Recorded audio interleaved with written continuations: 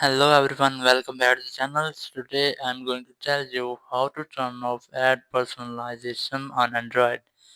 If you want to turn on ad personalization of your Android, so you just need to follow these steps. First, open your Google app, just open it, and here just tap on your profile in the top right corner of the screen.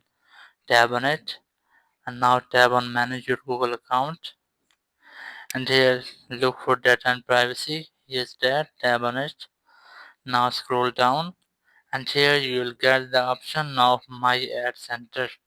Just tap on it, and here you will be able to turn off ad personalization. As you can see, my personalized ads are on, so I am going to turn off this. So just tap on it, and here you have the option of turn off. Just tap on it, and now you have successfully turned off ad personalization of your Android phone.